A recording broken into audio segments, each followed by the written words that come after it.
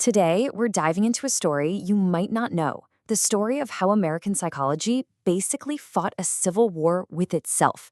It's a battle of massive ideas, some really radical personalities, and consequences that honestly change the world. So it all comes down to this one question. How do you scientifically study something you can't even see? Like a thought or a feeling? This single problem fueled a solid century of conflict. It literally split the entire field in two and forced scientists to ask, what is the soul of our science? What are we even trying to do here? Okay, so back in the late 19th century, American psychologists were starting to get, well, a little restless. They were getting kind of tired of the old way of doing things, the whole philosophical approach of just trying to map out the mind's parts. They wanted to know what the mind was for. So they basically staged a rebellion. And this really shows you the two warring factions. On one side, you have the structuralists. They wanted to break consciousness down into its basic building blocks, kind of like a chemist analyzing a compound. Think of it like trying to understand a house by making a list of every single brick and every single board. But then you have the functionalists, the rebels, who said, that's pointless, who cares? They asked a totally different question. What is this house even for? They wanted to know how the mind helps us adapt, survive, and, actually live in the world. And this brings us to a guy named Edward Thorndike and his famous puzzle boxes. So picture this. He'd put a hungry cat inside a box, and the only way out was to press a lever. The first time, the cat just freaks out, right? It thrashes around until it accidentally hits the lever and gets some food. But every time he put the cat back in, it got faster and faster. Thorndike called this the law of effect. And it was brilliant because he was still kind of a functionalist. He used words like satisfying, but he was measuring something you could actually see in time. It was a bridge between the two worlds.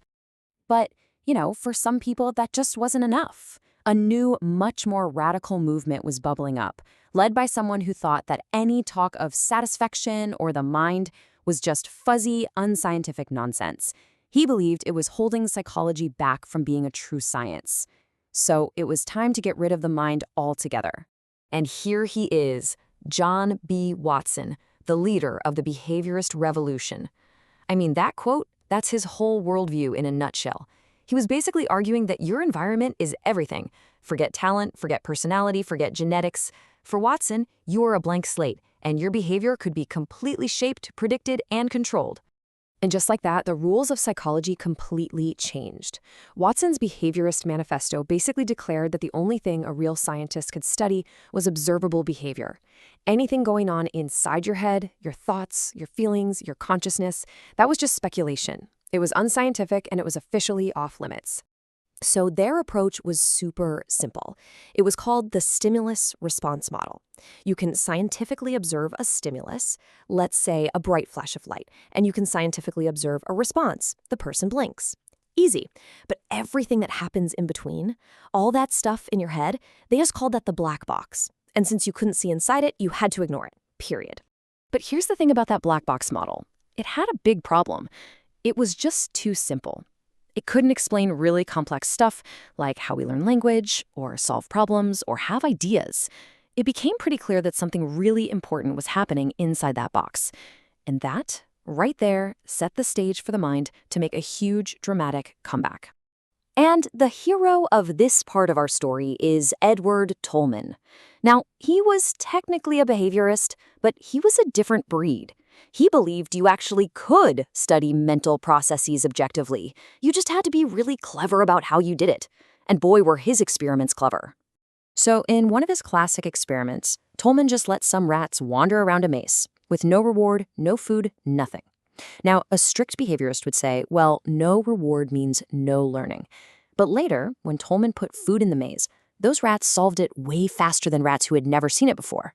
They had been learning the whole time.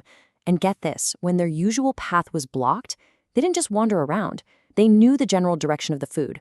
They weren't just following a habit. They had a map in their head. Tolman called this a cognitive map. The rats had literally formed a mental picture of the maze. This was a bombshell. It was objective, measurable proof that thinking, actual thinking, was happening inside that black box. Learning wasn't just a simple stimulus response thing. It was about gaining knowledge. Tolman's work really opened the floodgates. And right around the same time, with the rise of computers, psychologists suddenly had this powerful new metaphor. The mind wasn't a mysterious black box anymore. It was like a computer. and you could study its software, things like memory, attention, problem solving, as information processing. The cognitive revolution had officially begun. So the mind was back. But this raised a new and pretty dangerous question.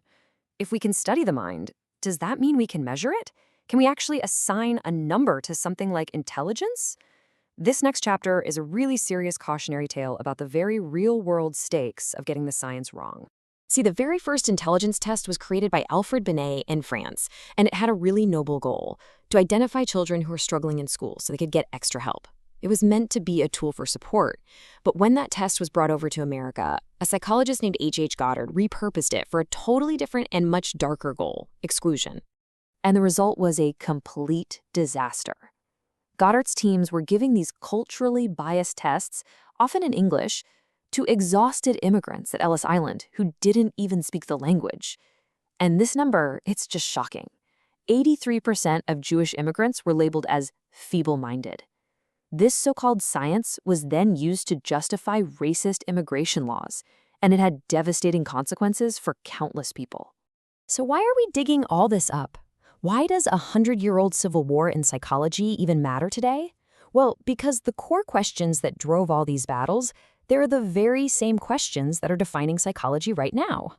The thing is, these fights never really ended. They just changed shape. Remember Watson's crazy claim that he could train any infant into anything? Well, that's the root of the modern nature versus nurture debate we're still having. That old battle between studying tiny parts of the mind versus its overall purpose, that's now the debate between reductionism and holism. Do you learn more from studying a single brain cell or from a whole person's experience? These aren't old, settled questions. They are the living, breathing challenges at the heart of psychology today. If this story shows us anything, it's that psychology's history isn't some straight line of quiet progress. It's more like a violent cycle of revolutions, where entire worldviews get completely overthrown by new ones. From the functionalists to the behaviorists to the cognitive revolution, the field has been forced to reinvent itself over and over again. And that leaves us with one final thought. What battle is brewing right now? And what will the next revolution for the human mind even look like?